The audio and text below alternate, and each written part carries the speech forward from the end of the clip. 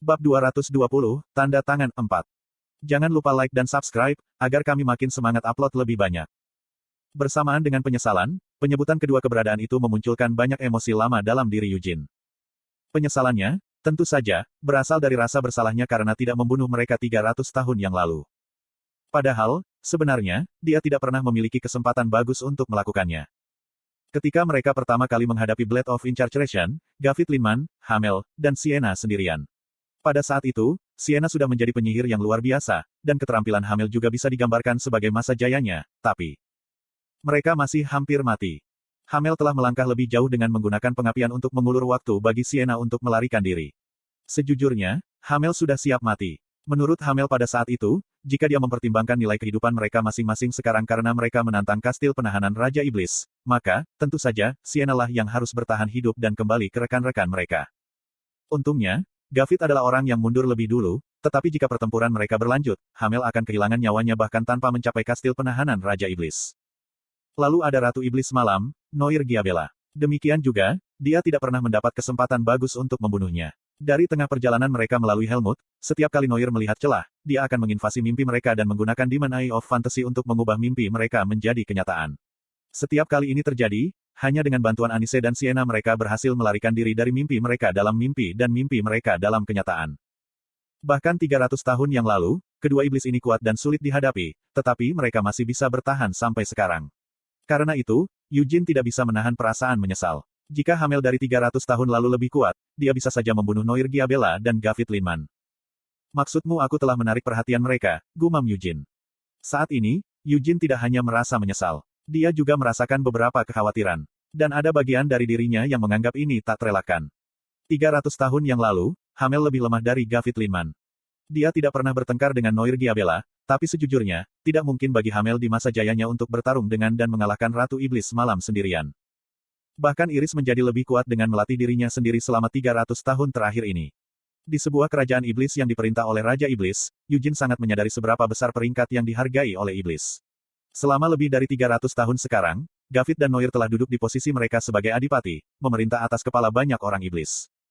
Eugene mengenang, Iris memang mengatakan bahwa dia meninggalkan Helmut setelah dikalahkan dalam perang wilayah dengan Noir, bukan? Tapi itu tidak berarti Noir hanya beberapa langkah di depan Iris. Meskipun jelas bahwa Noir lebih kuat, lebih jelas lagi bahwa jarak antara Noir dan Iris jauh lebih besar daripada hanya beberapa langkah. Ini berarti bahwa Eugene saat ini tidak mampu menangani kekuatannya.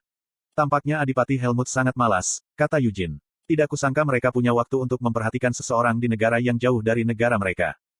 Anda jauh dari biasa, Sir Eugene, kata Balzac. Sebagai keturunan dari klan Lionheart yang prestisius. Dan terutama karena kamu bahkan telah disebut kedatangan kedua dari Great Vermont. Eugene mengakui, ya, itu mungkin benar. Sayangnya, kita tidak bisa berbuat apa-apa tentang rumor itu.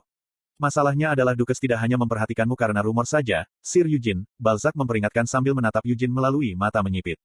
Para adipati sadar bahwa kamu telah diakui oleh pedang suci. Alih-alih segera membalas kata-kata ini, Eugene mencari ingatannya.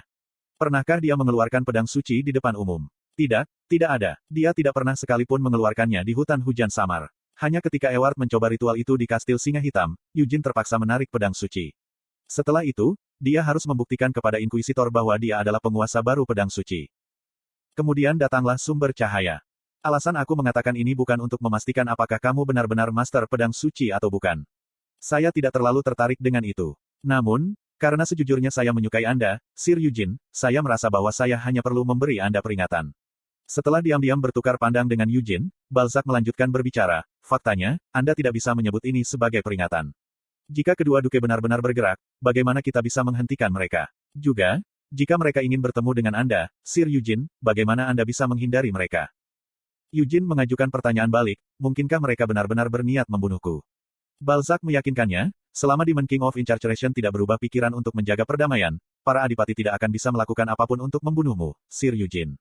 Namun, bukankah menjadi beban hanya untuk diperhatikan oleh keberadaan seperti mereka? Itu mungkin benar, tapi bukan berarti aku bisa melakukan apapun untuk menghindarinya. Jika saya benar-benar tidak ingin menarik perhatian, saya perlu berbaring dan berpura-pura mati, tetapi saya tidak memiliki keinginan untuk melakukannya, kata Eugene dengan tegas. Menurut pendapat Eugene, hanya masalah waktu sebelum hal itu terjadi. Meskipun jika mereka tidak mengetahui bahwa dia adalah penguasa pedang suci dan dengan demikian pahlawan, Duke yang tinggal jauh di Helmut tidak akan begitu cepat menyadarinya. Ngomong-ngomong, bagaimana mereka bisa tahu? Tanya Yujin. Meskipun Yujin memastikan bahwa dia adalah penguasa pedang suci bahkan dengan mengajukan pertanyaan ini, karena dia telah menarik perhatian mereka, apa gunanya bersembunyi sekarang? Jadi Yujin memutuskan untuk menanyakan pertanyaan ini dengan percaya diri. Balzac mengungkapkan, saya khawatir saya juga tidak tahu bagaimana dia melakukannya, tetapi tampaknya staf penahanan, Edmond Kodret, yang memberitahu para adipati tentang Anda, Sir Yujin. Tapi aku belum pernah bertemu orang itu, protes Yujin. Tentu saja, kamu tidak akan melakukannya. Lagi pula, Edmond tidak pernah meninggalkan Helmut. Namun, faktanya adalah bahwa Edmond benar-benar orang yang memberitahu Dukes tentang Anda, Sir Yujin, dan akibatnya, perhatian Dukes kini tertuju kepada Anda, kata Balzac dengan senyum masam. Karena Balzac adalah salah satu dari 3 penyihir penahanan, dia juga anggota kesetiaan, sebuah kelompok rahasia yang memiliki hubungan dengan 3 adipati Helmut. Setelah menjadi Master Menara Hitam Arot, dia tidak dapat menghadiri pertemuan reguler loyalitas, tetapi dia masih sesekali bertukar surat dengan sesama penyihir hitam, Edmond Kodret. Namun, menurut Balzac, hubungan seperti itu tidak cukup dekat untuk disebut persahabatan. Terus terang, itu lebih merupakan hubungan bisnis daripada persahabatan antara sesama mitra. Meskipun hubungan mereka sama sekali tidak biasa, jika Anda menginginkan sesuatu dari pihak lain, Anda harus membayarnya. Karena itu, Edmond tidak meminta banyak informasi kepada Balzac tentang Yujin. Bahkan sekarang, setelah membocorkan informasi bahwa berita tentang Yujin telah diangkat selama pertemuan rutin loyalitas, Edmond tidak meminta imbalan apapun kepada Balzac. Balzac tahu alasannya, itu karena dia tidak tertarik dengan apa yang telah dibahas pada pertemuan loyalty. Namun demikian, Edmond masih bersusah payah untuk memberitahunya terlebih dahulu tentang isi pertemuan tersebut karena dia tahu bahwa Balzac telah menjalin hubungan dengan Yujin selama dia tinggal sebelumnya di Arot, dan Edmond ingin dengan sengaja menumpahkan informasi ini. Apakah Anda sudah menjual informasi tentang saya kepada mereka? Yujin bertanya terus terang. Balzac menunjukkan, bukannya aku benar-benar punya informasi untuk dijual, bukan? Dan jika kamu melakukannya, Yujin membalas. Balzac terdiam, aku harus mempertimbangkan pertanyaan itu saat itu, tapi dari sudut pandangku, aku tidak benar-benar memiliki keinginan atau harapan untuk harga yang bersedia dibayar Edmond untuk informasi semacam itu. Selain itu, minat dan harapan saya sebenarnya lebih besar dari Anda, Sir Yujin. Petik 2. Kamu benar-benar orang yang sangat aneh, komentar Yujin dengan kasar. Meskipun saya cukup menyukai dan ingin tahu tentang eksploitasi Anda, Sir Yujin, bukan semata-mata karena suka dan ingin tahu sehingga saya bersedia menolak kesepakatan seperti itu jika Edmond menawarkannya, aku Balzac. Sampai batas tertentu, keserakahan saya akan menjadi faktor dalam keputusan seperti itu. Yujin mengulangi, keserakahanmu. Saya khawatir saya tidak cukup bersedia untuk mengungkapkan keinginan yang saya simpan jauh di dalam hati saya. Yang bisa saya katakan dengan pasti adalah bahwa saya telah sering memperingatkan Anda, Sir Yujin, dan menunjukkan bantuan seperti itu bukan hanya karena saya menyetujui Anda, kata Balzac sambil tersenyum sambil menyesap tehnya lagi. Yujin tidak bisa membaca emosi yang tersembunyi di balik mata tenang itu, tapi dia bisa merasakan bahwa Balzac hanya melayang di tepi pusat kekuatan sejati Helmut. Yah, jika bukan itu masalahnya, maka dia tidak akan punya alasan untuk kembali ke Arot dan menjadi Master Menara Hitam. Yujin melamun selama beberapa saat. Balzac tampaknya memiliki tujuannya sendiri, dan karena itu, dia memilih untuk memperingatkan Yujin tentang bahaya yang mendekatinya beberapa kali sekarang. Setidaknya untuk saat ini, Balzac saat ini bukanlah musuh Yujin. Yujin mengubah topik pembicaraan, sebelumnya, Anda bertanya tentang konflik internal yang terjadi di Kastil Singa Hitam, bukan? Yujin tidak melangkah lebih jauh untuk menunjukkan kepada Balzac formula mantranya. Sebaliknya, dia memberitahu Balzac apa yang diharapkan Ewart dan apa yang telah dia lakukan. Dia menyingkat apapun yang tidak perlu dikatakan, sehingga keseluruhan cerita tidak memakan waktu lama. Balzac, yang diam sepanjang cerita Yujin, tiba-tiba tersentak. Tidak disangka bahwa mereka berusaha merekonstruksi jiwa dan menciptakan tubuh baru. Meskipun itu dianggap tabu di dunia sihir, banyak penyihir hitam mengejar tujuan itu sebagai arah penelitian mereka. Yujin bertanya, apakah itu juga berlaku untukmu, Tuan Balzac? Balzac menggelengkan kepalanya, itu bukan topik yang sangat menarik minatku. Pada akhirnya, rekonstruksi jiwa mengubah jiwa Anda menjadi sesuatu yang lain, dan menciptakan tubuh baru membutuhkan penggantian bejana yang telah Anda tinggali sejak Anda lahir. Dengan kata lain, itu mengubah esensi dari siapa Anda, bukan? Saya tidak memiliki keinginan untuk sihir seperti itu.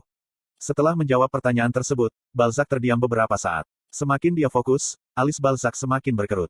Akhirnya, Balzac kembali berbicara, jadi sisa-sisa Raja Iblis adalah orang-orang yang memotivasi dan memanipulasi Ewart Leonhardt. Itu tampaknya masuk akal. Lagi pula, tombak iblis dan palu penghancuran yang diwarisi Leonhardt pernah menjadi senjata favorit Raja Iblis masing-masing. Saya juga berpikir bahwa mungkin saja sisa-sisa itu secara alami berubah menjadi roh kegelapan. Lagi pula, roh primal tidak jauh berbeda dari mana, dan mereka dapat berubah tergantung pada lingkungan mereka. Pendapat Balzac sama dengan Lovelian dan Melkit. Tanpa secara pribadi melihat lingkaran mantra yang telah ditarik Eward dan menyimpulkan dari apa yang berhasil dikumpulkan Eugene, jelas bahwa Balzac mau tidak mau memberikan tanggapan seperti itu. Mengejutkan bahwa Hector Leonhard berhasil melarikan diri, gumam Balzac. Itu mungkin karena penekanan bawah sadar Eugene, tetapi Balzac juga tertarik dengan pelarian Hector. Meskipun, pada kenyataannya, itu tidak bisa membantu. Setelah memeriksa hutan dengan hati-hati, Lovelian dan Melkit tidak dapat menebak bagaimana Hector berhasil melarikan diri. Hal yang sama berlaku untuk penyelidik Atarax, yang mengetahui bahwa Hector telah berhasil melarikan diri sejak awal. Dia bisa melihat pelarian Hector, tapi dia belum menemukan metodenya. Kamu bilang dia punya artefak langka padanya, tapi apakah kamu ingat artefak seperti apa itu? Tanya Balzac. Ya, Eugene mengangguk. Itu adalah kalung yang disihir dengan 17 mantra berbeda. Ingatan Eugene tidak terlalu jauh untuk mengingat penampilan kalung itu, tapi dia pasti ingat bagaimana pesona itu diatur. Dia telah mereproduksi susunan formula mantra yang telah dibangun ke dalam artefak sebelumnya untuk Lovelian dan Melkit. Konten iklan. Hampir tidak mungkin untuk mengukir banyak mantra ke dalam satu artefak, terutama pada kalung yang tidak terlalu besar. Namun, karena kapasitas mantra terukir bervariasi tergantung pada bagaimana artefak tersebut dibuat, tidak ada cara untuk mengatakan bahwa itu benar-benar mustahil. Ada banyak alkemis hebat di menara sihir putih Melkit El Hayah. Jadi Melkit telah menunjukkan kepada para alkemis diagram formula mantra artefak yang diberikan Eugene padanya, tetapi satu-satunya tanggapan yang muncul adalah bahwa para alkemis itu tidak dapat mereproduksinya. Balzac mengusap dagunya sambil menatap ke samping. Salah satu dinding ruangan yang luas ini ditutupi oleh formula mantra yang ditarik Eugene di udara. Apakah kamu mengatakan bahwa formula mantra yang rumit, berbelit-belit, dan panjang ini semuanya terkandung dalam satu kalung? Balzac bertanya dengan tidak percaya. Itu benar, Eugene menegaskan. Karena aku menggunakan Akasha untuk memeriksanya, aku yakin itu. Namun, tidak ada mantra yang berhubungan dengan pergerakan spasial dalam formula ini, kata Balzac. Itu sebabnya sangat penasaran. Pertama-tama, mengesampingkan Blink, apakah mungkin bagi manusia untuk menggunakan sihir teleportasi jarak jauh? Bahkan jika itu mungkin, bagaimana mereka bisa menyematkan mantra seperti itu ke dalam artefak? Tanya Eugene, mengungkapkan sumber kebingungannya. Lovelian dan Melkit berbagi pendapat yang sama dengannya. Bahkan seorang Arquizard perlu menggunakan gerbang warp untuk melakukan perjalanan jarak jauh, karena tidak mungkin membengkokkan tubuh seseorang saat merapalkan mantra itu sendiri.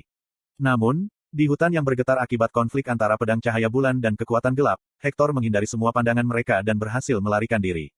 Jika Hector adalah penyihir yang luar biasa, ini mungkin terjadi dengan sendirinya, tetapi dari apa yang dirasakan Eugene ketika dia melawan Hector, Hector bukanlah seorang penyihir. Menarik sekali, Balzac, yang sudah cukup lama mempelajari formula itu, tiba-tiba tertawa terbahak-bahak. Nah sekarang, Sir Eugene, saya hanya berbicara dari sudut pandang seorang Arquizard, tetapi tidak peduli betapa hebatnya seorang penyihir, tidak mungkin mencapai teleportasi jarak jauh seperti itu. Gerbang warp dapat mengatur teleportasi jarak jauh seperti itu karena koneksi antara dua gerbang menetapkan koordinat. Namun, tidak mungkin melakukan itu saat melakukan casting warp secara pribadi. Satu-satunya hal di dunia ini yang memungkinkan teleportasi semacam itu adalah teleportasi naga. Aku sudah tahu itu, kata Eugene. Tentu saja, tapi itu berarti Hector tidak melarikan diri melalui teleportasi, pungkas Balzac. Eugene mengerutkan kening, apa artinya itu? Balzac menggoda, bukankah Inkuisitor yang ada di sana sudah memberitahumu jawabannya? Memang ada teleportasi jarak jauh tanpa melalui gerbang. Tapi Inkuisitor tidak akan bisa menjelaskan mantra yang tepat yang digunakan Hector untuk melarikan diri, dan itu wajar saja. Jadi meskipun benar bahwa Hector mungkin mencoba melarikan diri dengan menggunakan mantra gerakan spasial, itu sebenarnya bukan teleportasi.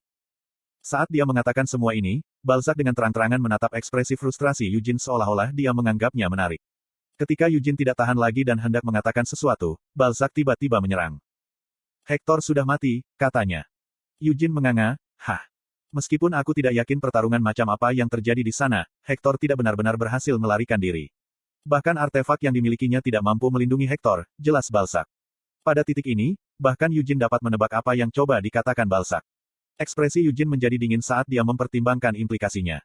Balzac akhirnya mengklarifikasi, tubuh Hector mati, tetapi jiwanya tetap utuh. Biasanya, jiwanya akan meninggalkan alam ini, tetapi jika dia kebetulan terikat kontrak, maka kepemilikan jiwanya akan jatuh ke tangan tuan yang membuat kontrak, bukan dirinya sendiri. Petik 2. Seorang iblis. Eugene menebak. Bisa juga penyihir hitam, Balzac mengoreksi sambil tertawa. Bagaimanapun, sepertinya seseorang dari Helmut menghasut Hector. Teleportasi semacam itu dimungkinkan jika targetnya hanya jiwa, bukan tubuh. Dan jika jiwa itu tunduk pada kontrak, pemilik kontrak dapat memanggilnya dari mana saja di dunia. Meskipun saya tidak bisa mengatakan dengan pasti tanpa melihat pemandangannya sendiri, tetapi setelah melihat diagram artefak ini, saya yakin akan hal itu. Bagaimana apanya? Tuntut Eugene. Tuan Eugene, Keterampilan Helmut dalam kecerdasan magis berada di luar imajinasi Anda. Saya akui bahwa alkemis menara putih sihir adalah pengrajin yang sangat baik, tetapi dalam hal teknik daripada alkimia, mereka kalah dibandingkan dengan Helmut, kata Balzac dengan percaya diri. Eugene mendengarkan dalam diam. Sayang sekali para kurcaci yang dipaksa bekerja di distrik pertambangan Istana Iblis Naga, tapi karena mereka adalah milik Adipati Raizakia, mau bagaimana lagi? Namun mengesampingkan mereka, Helmut adalah negara dengan jumlah kurcaci terbesar di benua itu, Balzac mengingatkan Eugene. Jika keterampilan kerajinan tangan dari pengrajin kurcaci yang tangkas digabungkan dengan teknik Helmut, memang mungkin untuk membuat artefak dengan desain yang sedemikian kompak. Eugene bertanya, apakah Anda punya tebakan tentang siapa yang mungkin terlibat? Balzac mengangkat bahu, Helmut memiliki banyak demon fog, juga penyihir hitam. Sulit untuk menunjukkan siapa sebenarnya itu. Juga, bukankah Hector Leonhard sebelumnya adalah ksatria kehormatan dari Royal Knights of Ruhr, White Fangs? Awalnya, Ruhr dengan tegas melarang semua demon fog dan penduduk Helmut memasuki negara mereka, tapi sejak 5 tahun yang lalu, mereka telah membuka gerbang mereka, dan banyak demon telah memasuki Ruhr. Oleh karena itu, kemungkinan besar salah satu dari orang-orang iblis itu telah menghubungi Hector dan menandatangani kontrak dengannya. Saya tidak yakin akan hal ini, tetapi jika Hector melihat formula mantra yang digambar oleh Ewart Leonhard, dia mungkin telah memberitahu pemiliknya tentang ritual tersebut setelah jiwanya dipanen, Balzac memperingatkan Eugene. Eugene diam-diam menyerap informasi ini. Tentu saja, formula mantra itu menggunakan karakteristik dari sisa-sisa Raja Iblis, serta bentuk baru mereka dari roh kegelapan, jadi tidak mungkin untuk mereproduksinya dengan tepat, tetapi masih mungkin untuk meniru ritual jika mereka mengikuti fondasi dasar dari lingkaran mantra, hipotesis Balzac. Aku tidak terlalu peduli tentang itu, kata Eugene, ketika sudut mulutnya menyeringai sebelum melipat tangannya. Seperti yang baru saja kamu katakan, tanpa sisa Raja Iblis atau roh kegelapan, formula mantra tidak akan berfungsi dengan baik. Bahkan jika mereka mengambil garis besar dasar dan menirunya, itu tidak bisa lebih berbahaya daripada menghidupkan kembali sisa-sisa Raja Iblis. Itu benar, Balzac setuju. Karena kita tidak tahu siapa Master Hector dan kita tidak punya tebakan, dia mendapatkan formula mantranya dan apa yang ingin dia lakukan dengan itu bukan urusanku. Jika dia akhirnya menghalangi jalanku atau membuatku kesal, aku bisa mengiris tenggorokannya, kata Eugene mengancam. Apakah kamu tidak membutuhkan bantuan lagi dariku? Balzac bertanya sambil memiringkan kepalanya ke samping dengan senyum tipis. Tuan Eugene, jika Anda bersedia berbagi dengan saya formula mantra yang Anda lihat, saya mungkin bisa menebak bagaimana mantra itu bisa ditiru dengan ilmu hitam.